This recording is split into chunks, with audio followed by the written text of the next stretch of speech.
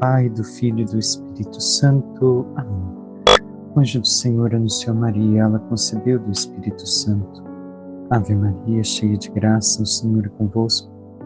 Bendita sois vós entre as mulheres, bendito é o fruto do vosso ventre, Jesus. Santa Maria, Mãe de Deus, rogai por nós, pecadores, agora e na hora de nossa morte. Amém. Eis aqui a serva do Senhor, faça-se em mim segundo a vossa palavra. Ave Maria, cheia de graça, o Senhor é convosco. Bendita sois vós entre as mulheres, bendito é o fruto do vosso ventre, Jesus. Santa Maria, Mãe de Deus, rogai por nós, pecadores, agora e na hora de nossa morte. Amém. E o Verbo divino se fez carne e habitou entre nós. Ave Maria, cheia de graça, o Senhor é convosco. Bendita sois vós entre as mulheres, bendito é o fruto do vosso ventre, Jesus. Santa Maria, Mãe de Deus, rogai por nós, pecadores, agora e na hora de nossa morte. Amém. Rogai por nós, Santa Mãe de Deus, para que sejamos dignos das promessas de Cristo. Oremos, infundi, Senhor, em nossas almas a vossa graça, como vos pedimos, para que nós, que pela anunciação do anjo viemos a saber o mistério de vossa encarnação, paixão e morte de cruz, cheguemos um dia à glória eterna dos céus, pelo mesmo Cristo, Senhor nosso. Amém. Caríssimo irmão e irmã, hoje meditamos a liturgia do 28ª quinta-feira do tempo comum e seguimos e encerramos o capítulo 11 de São Lucas, que nos diz: Naquele tempo disse o Senhor: Ai de vós, porque construís os túmulos dos profetas? No entanto, foram vossos pais que os mataram. Com isso vós sois testemunhas e aprovais as obras de vossos pais, pois eles mataram os profetas e vós construís os túmulos. É por isso que a sabedoria de Deus afirmou: Eu lhes enviarei profetas e apóstolos, e eles matarão e perseguirão alguns deles, a fim de que se peçam contas a esta geração do sangue de todos os profetas, derramado desde a criação do mundo, desde o sangue de Abel até o sangue de Zacarias, que foi morto entre o altar e o santuário. Sim, eu vos digo, serão pedidas contas disso a esta geração. Ai de vós, mestres da lei, porque tomastes a chave da ciência. Vós mesmos não entrastes e ainda impedistes os que queriam entrar. Quando Jesus saiu daí, os mestres da lei e os fariseus começaram a tratá-lo mal e a provocá-lo sobre muitos pontos. Armavam ciladas para pegá-lo de surpresa por qualquer palavra que saísse de sua boca. Palavra da salvação, glória a vós, Senhor. Caríssimo irmão e irmã, o Senhor aqui demonstra a verdade da palavra de Deus. Corrige, ensina a verdade, porque Ele mesmo é o caminho, a verdade e a vida.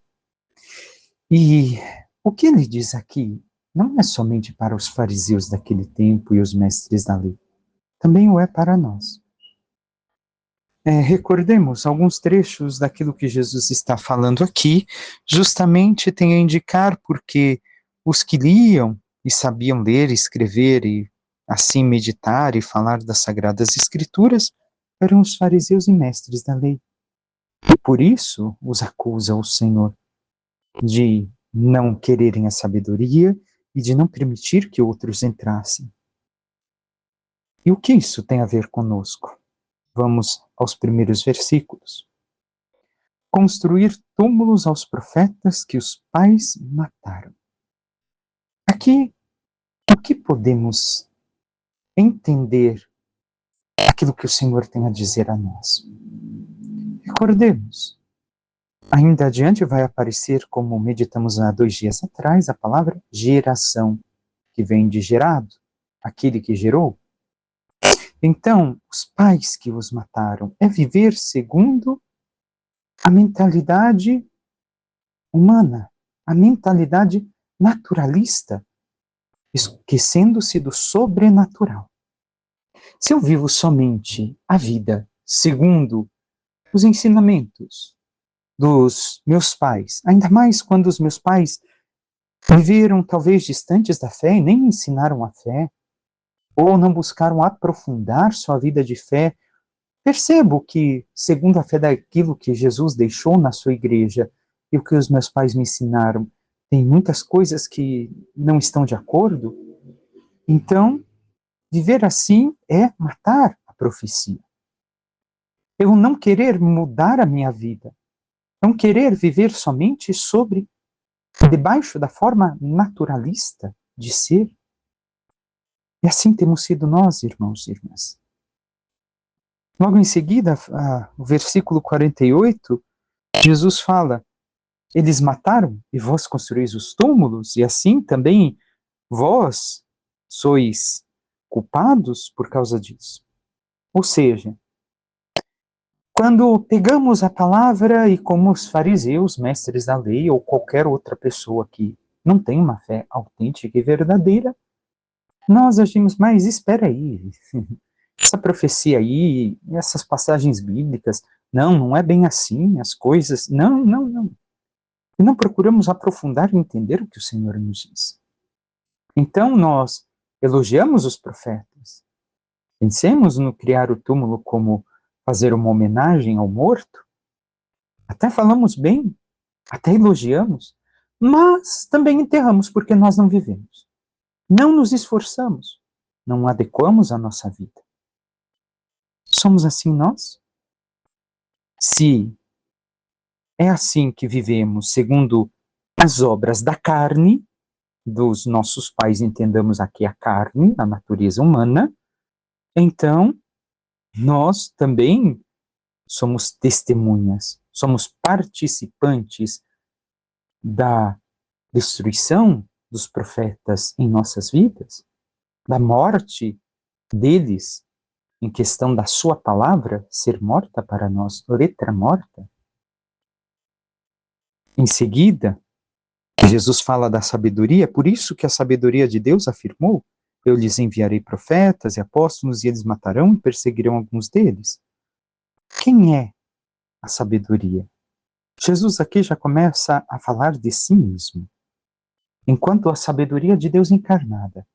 Recordemos, a sabedoria para nós não é uma ideia, o próprio Deus encarnado, o verbo feito carne. E assim, se peçam contas a esta geração do sangue de todos os profetas derramado desde a criação do mundo até os nossos tempos. Nos serão pedido contas, irmãos e irmãs. Tenhamos isso em conta também diante de nós. Porque aqueles que morreram pela fé, para assim testemunhar a fé, por amor ao Cristo, e viveram e anunciaram tudo o que Cristo pediu, então foi em vão? Nós não vivemos nada daquilo que nos ensinaram e que nos ensinam? O Senhor pedirá conta se nós relevamos, achamos que foi desnecessário tais situações. E não podemos ser assim. Temos que ter em conta a batalha, a luta dos santos e santas de todos os tempos. E, a partir disso, verificar a nossa vida, aquilo que o Senhor tem pedido e o que nós vivemos, se está de acordo ou não. O temos feito, porque senão será difícil para nós o encontro com o Senhor na eternidade. Se não há um esforço de nossa parte, uma batalha contra o mal, contra o pecado, contra a natureza meramente humana, nós sofreremos as consequências na eternidade. Porque assim também nós estamos dizendo, repito uma vez mais, que este sangue derramado pela fé não valeu de nada. Foram pessoas boas, mas que se excederam, né? Não é assim que dizem? Foram fanáticos, por isso morreram. Não tem que ser fanático igual a eles, não. Será que estamos sendo assim? O Senhor nos pedirá conta desta geração que? Gerada somente da carne, não vivendo a vida da graça. E por fim, a última frase, o último ai, lamento do Senhor sobre os mestres da lei: tomais a chave da ciência, não entrastes e impediam os que queriam entrar. Aqui vemos a crítica de Jesus, não somente a eles, mas também aos homens dos nossos tempos, e também a nós. Aqueles que preferem a sabedoria humana no lugar da sabedoria divina. Recordemos que a sabedoria não nos conduz a Deus. Algo está de errado. Se ela nos leva ao pecado, não é verdadeira sabedoria. Se ela elimina Deus de nossas vidas, tampouco é sabedoria. E temos nós vivido desta ciência, desta sabedoria? E aqui vemos Jesus também fazer esta crítica, porque eles não reconheceram Jesus, eles que deveriam de saber que o Messias chegou e que ali diante deles estava o Messias, não reconheceram. E tampouco permitiram que aqueles que estavam à volta reconhecessem e entrassem no reino dos céus. Seremos nós pessoas que estão impedindo também os demais de conhecer a Jesus por causa de nossas atitudes, por causa do nosso modo de falar contra a fé, contra a igreja, e assim temos impedido, por causa do nosso contra-testemunho, que os outros encontrem a Cristo? O Salmo 129 nos liga também com a primeira leitura, mas com o Evangelho que acabamos de meditar. No Senhor se encontra toda a graça e copiosa redenção, só nele está as graças que precisamos e a redenção que esperamos. Das profundezas clamo a vós, Senhor, escutai a minha voz. Se levardes em conta nossas faltas, quem haverá de subsistir? Então, temos nestes dois versículos que li de forma separada, porque um está no primeiro verso e o outro no segundo. O que nós vemos? Que da profundeza do pecado, da profundeza de nossas vidas, nós clamamos ao Senhor. Das profundezas das situações que nos encontramos, nós clamamos a Ele. E se Ele leva em conta as faltas e pegasse um microscópio para ver cada um de nós, nem mesmo os santos se encontrariam, se salvariam. Por que estou dizendo isso? Porque a graça de Deus que age em nós, e a graça de Deus nos ajudando a viver tudo que o Senhor nos inspira e nos chama a ser, assim nos conduz a sermos pessoas segundo a sua vontade e alcançarmos o reino dos céus, como veremos agora, na continuação da carta de São Paulo aos Romanos. Irmãos, agora, sem depender do regime da lei, a justiça de Deus se manifestou, atestada pela lei e pelos profetas. Justiça de Deus essa, que se realiza mediante a fé em Jesus Cristo para todos os que têm a fé. Pois diante dessa justiça não há distinção. Todos pecaram e estão privados da glória de Deus. Estamos vendo. Ora, a Santíssima Virgem, todos nós, toda a humanidade pecou e se privou por causa da desobediência e da inimizade com Deus da sua glória. Então, o que nos resta? E a justificação se dá gratuitamente por sua graça realizada em Jesus Cristo. Assim, somos justificados pela fé em Cristo. De que modo? Do modo seguinte: da mesma forma que por um pecador, Adão, o pecado entrou a toda a humanidade, também por um justo, o pecado, aliás, a graça atinge toda a humanidade, pelo Filho de Deus encarnado. E até mesmo de forma retroativa para aqueles que sempre esperaram, viveram a virtude da esperança da salvação.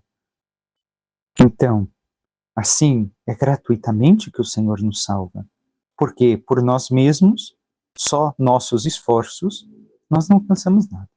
Sem a graça de Deus, nada podemos. É Ele que nos sustenta e nos ajuda, porque se nos privamos da sua amizade, podemos nos esforçar com todas as forças do nosso ser e não conseguiremos fazer tudo aquilo que o Senhor nos pede. Deus destinou Jesus Cristo a ser, por seu próprio sangue, instrumento de expiação mediante a realidade da fé. Assim Deus mostrou sua justiça em ter deixado sem castigo os pecados cometidos outrora, no tempo de sua tolerância. Assim ainda ele demonstra a sua justiça no tempo presente, para ser ele mesmo justo e tornar justo aquele que vive a partir da fé em Jesus. O que está a indicar aqui São Paulo a nós? Que o sangue de Jesus foi expiação, pela fé nos salva. Mas basta isso? Não. Deus mostrou a sua justiça, santidade, em não ter, por assim dizer, castigado os pecados de outrora para aqueles que se arrependeram. Agora ele demonstra a sua santidade, por ser ele santo, e tornar justo e santo aquele que vive pela fé. Não é que eu vivo pela fé, sem obras. É que a fé gera em mim obra de salvação. Como meditávamos ainda ontem, a fé, o que faz? A fé é como o espelho que eu olho para viver a minha vida. E eu reflito aquilo que está.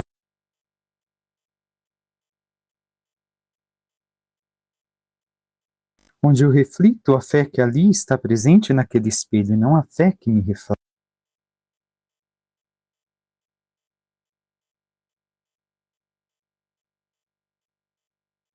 O espelho desta mesma, onde olhando para a fé e vendo o que ela pede de mim, eu comprometo a minha vida nela.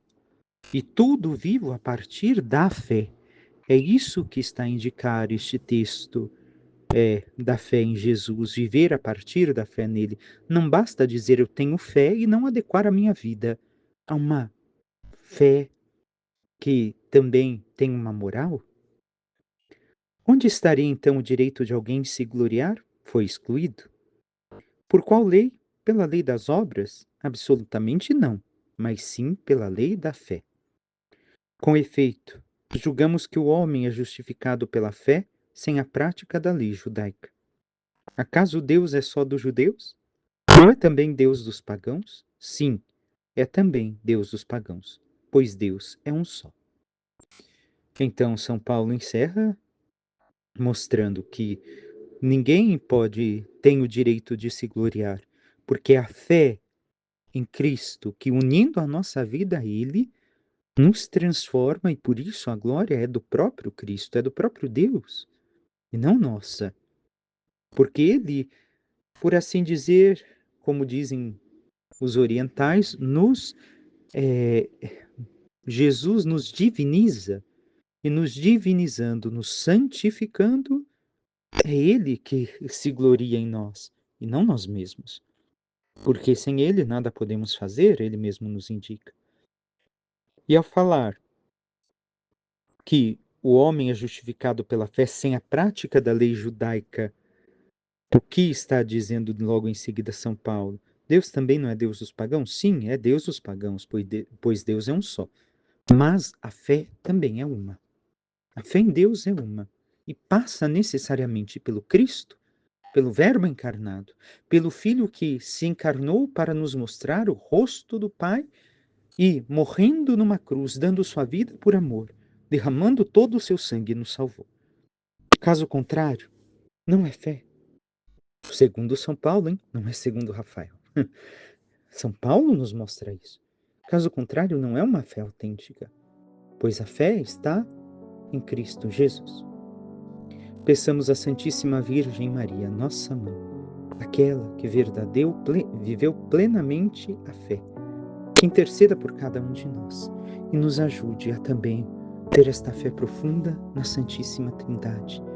E assim, reconhecendo tudo que o Senhor nos diz, nos inspira, tudo que Ele nos mostra através da vida de todos os seus santos, da sua palavra e da Igreja, possamos também nós adequar a nossa vida à fé que Ele nos dá.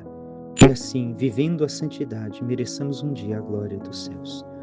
Louvado seja nosso Senhor Jesus Cristo, para que sempre seja louvado. Por intercessão da Santíssima Virgem Maria, de todos os santos e anjos de Deus, desça sobre vós, vossas famílias, vosso trabalho e tudo que vos pertence, a bênção do Deus Todo-Poderoso, Pai e Filho e Espírito Santo. Amém. Um santo e abençoado dia a todos.